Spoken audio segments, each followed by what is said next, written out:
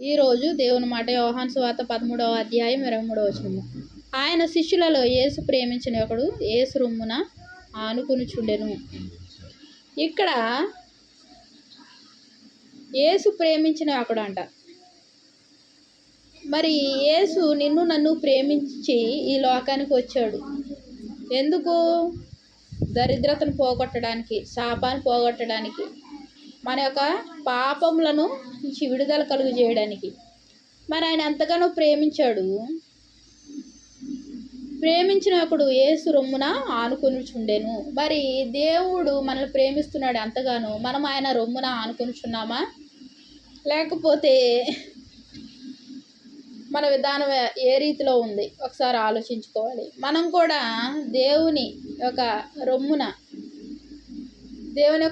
ఆనుకుంటే ఎంతో సంతోషం, సమాధానము, అభయము, ధైర్యము, విశాలత, క్షేమము, మేలు, ఆశీర్వాదాలు, దీవెనలు.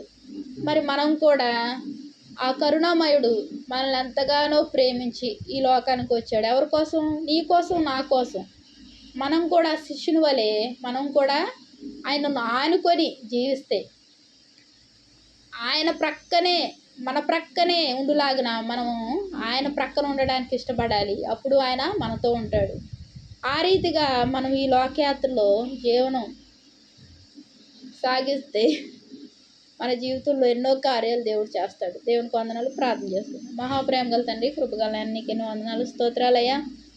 ఈ రోజు నుంచి ప్రభు నాయన నువ్వు ఎంతగానో ప్రభు మమ్మల్ని జగత్పునాది వేయబడక మునిపే తండ్రి క్రీస్తులు ఏర్పరచుకొని మమ్మల్ని ఎంతగానో ప్రేమిస్తూ వచ్చావయ్యా.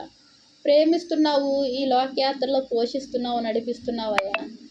తండ్రి మేము కూడా ప్రభు నాయన నిత్యము నిన్ను నీ రొమ్మున ఆనుకునే అనుభవాన్ని మాకు అనుగ్రహించండి అయ్యా. తండ్రి నీతో ఉంటూ అనేక కార్యాలు తండ్రి చూసి ప్రభు నాయన సంతోష సమాధానాలతో జీవితాన్ని జీవితంలో సాగిపోయే కృపను మాకు అనుగ్రహించండి ప్రభా. నువ్వు ఉంటే శ్యాము, నువ్వు ఉంటే ఆశీర్వాదం అయ్యా తండ్రి.